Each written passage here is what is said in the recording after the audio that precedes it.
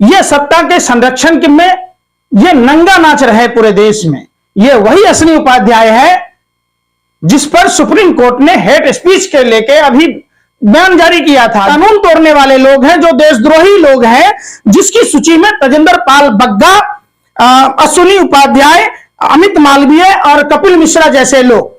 अरे भैया, वो लोग गोबर को चमनप्राश समझ के खाने वाले लोग हैं, उनके दिमाग में भुस्सा बना हुआ है। ये निर्मला भाभी ने क्या कहा?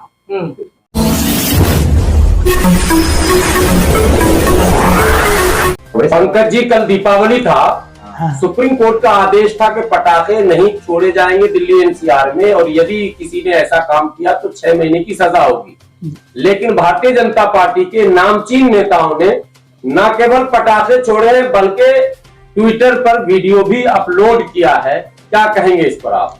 निश्चित तौर पर यह जवाबदेही माननीय गृह मंत्री अमित शाह जी की बनती है, और दूसरा माननीय सुप्रीम कोर्ट के आदेश की अवहेलना वो लोग कर रहे जिनको सत्ता का संरक्षण प्राप्त है।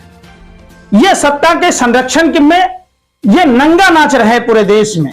यह वही असली उपाध्याय है जिस पर सुप्रीम कोर्ट ने हेट स्पीच के लेके अभी बयान जारी किया था, दिशा निर्देश दिया था कि हेट स्पीच पर सरकार को अविलंब कार्रवाई करनी चाहिए। यह वही असली उपाध्याय है जो देश विरोधी नारा लोकतंत्र के मंदिर के बाहर संसद मार्ग पर लगाया था, और उन्हें इस तरीके से माने ले गया फिर छोड़ दिया गया जमाई की तरह।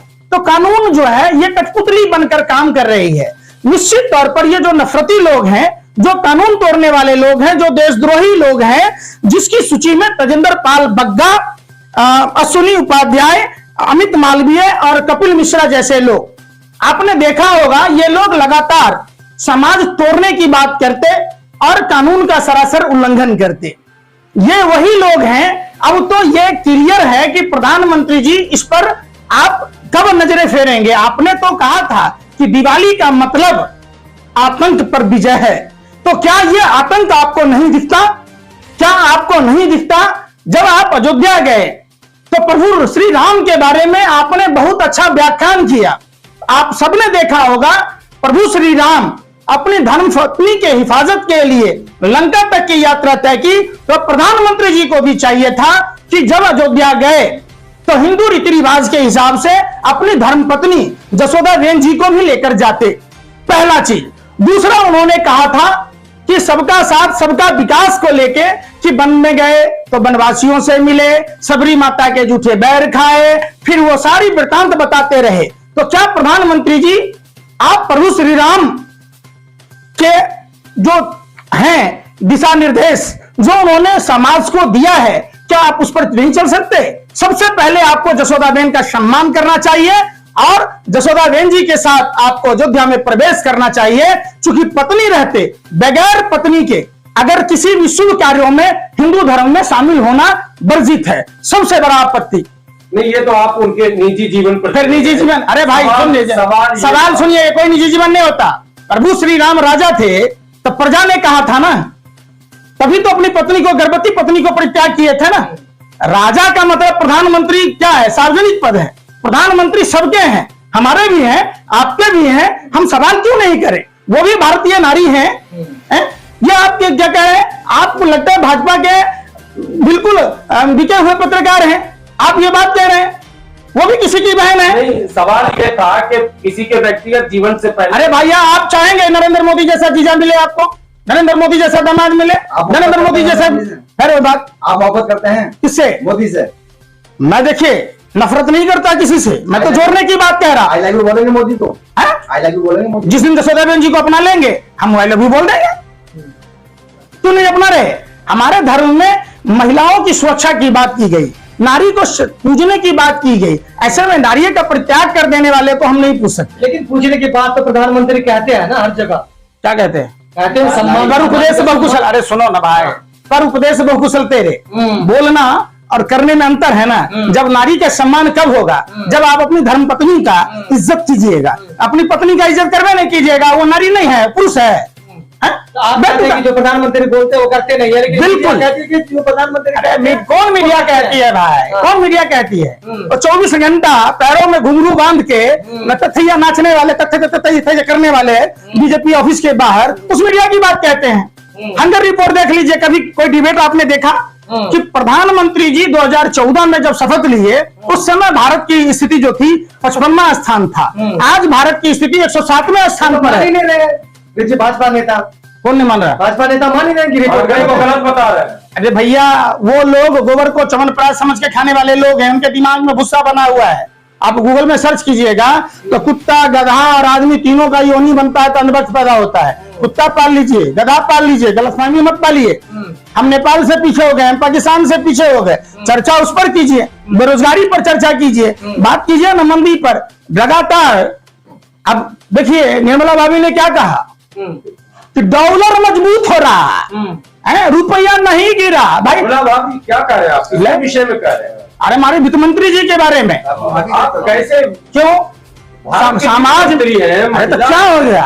पूछे ना, वो तो वही जूही चावला की तरह कह देंगे कि हम तो अंडरवियर डॉलर के पहनते हैं, रुपया का होता बार बार गिरता रहता। जूही चावला बोलती। आपके भैया का नाम क्या है? समाज में आप कौन है? आप हमारे भैया नहीं हैं। अरे भैया नहीं, दुश्मन है आप। अरे तो वित्त मंत्री के पति का नाम क्या है? प्रभाकर जी। भैया हैं आपके वो? अरे तो भाई बड़े हैं तो भाई के कहेंगे ना। फिर भाभी हैं आपके मतलब? नहीं तो भाभी को इस शब्द अब कहाँ, सुन तो लीजिए, स्मृति ईरानी जी कहाँ है? सिलेंडर वाली कहाँ है वो? चोरी लगी। उनको भाभी कहेंगे क्या आप? समाज में आप क्या कहिएगा भाई? भाभी ना कहिएगा, चाची ना कहिएगा, मामी ना कहिएगा, नानी ना कहिएगा, दादी ना कहिएगा, क्या कहिएगा? ऐसी जनता हमको अरे भैया, वित्त मंत्री तो हम जनता ना है। आप क्या- अरे भैया सुन तो लो, हम कोई पार्टी से हैं कि हमको पहले जनता नहीं नहीं, है। पार्टी हम भी से भारत है। की जनता, हमारे देखिए। अरे भाई देश देखिए, ये हमारा वोटर आई कार्ड है, हम जनता ने है, हम जनता ने है। ये निर्वाचन आयोग ने दिया, ये पैन कार्ड कौन दिया, ये आधार कार्ड कौन दिया भाई? हम जनता ने है। आप कह रहे हैं कि इसमें अरे सुन तो लो, कहाँ है? अरे भैया। कौन कर रहे हैं देश के लिए? क्या काम कर रहे हैं भैया? देश को मजबूत कर रही है। वो देश को मजबूत कर रही है, हाँ। झूठ बोल रही है। कह रही थी कि स्वामी विवेकानंद ये वो करते रहती है। डॉलर ऊपर चला गया है, रुपया तो नीचे नहीं आया, तो आप परेशान अरे टाइटैनिक जहाज डूबा नहीं था, समुद्र का पानी चढ़ गया था, टाइटैनिक नीचे चल गया।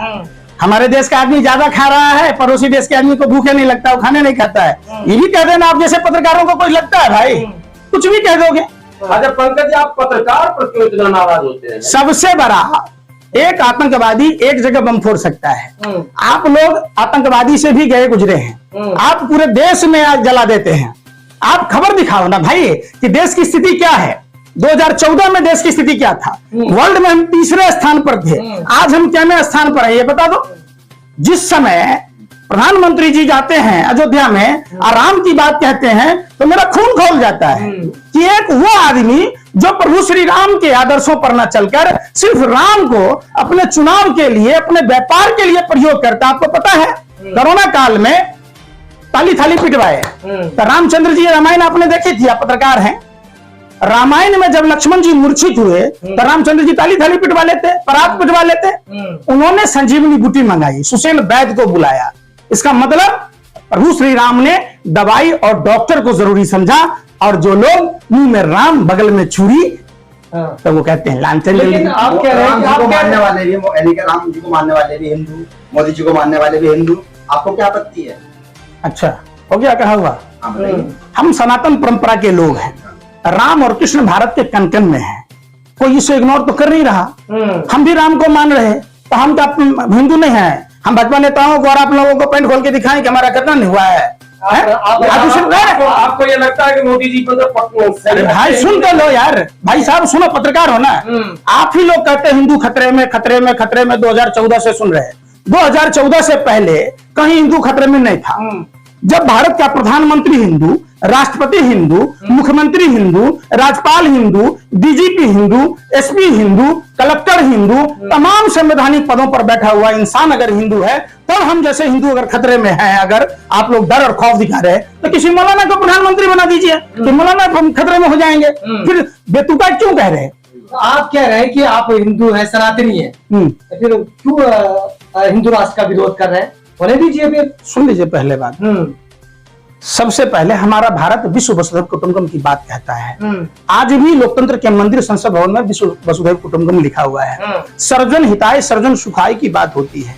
हमारा जो धर्म है एक ऐसा धर्म है, हम जिस धर्म में आते हैं हम सौभाग्यशाली हैं कि हम उस धर्म में जन्म लिए। हमारे धर्म में 84 लाख योनियों के भरण पोषण की बात होती है। सिर्फ 84 लाख योनि में सिर्फ इंसान ही एक ऐसा आदमी है जो कमाता है, काम करता है, बाकी सबको इंसान ही पेट भरता है। इसलिए यह धर्म, सनातन धर्म जो है दुनिया में सबसे पुराना धर्म। आप पेड़ कैसे जिंदा रहेगा? हम पेड़ में जल चराते हैं। जल के जीव कैसे जिंदा होगा? हम जल के जीव को दाना डालते हैं। हम वायुमंडल के जीव को डालते हैं, हम कुत्तों को डालते हैं, हम गाय को डालते हैं। तमाम इंसान से नफरत करते हैं।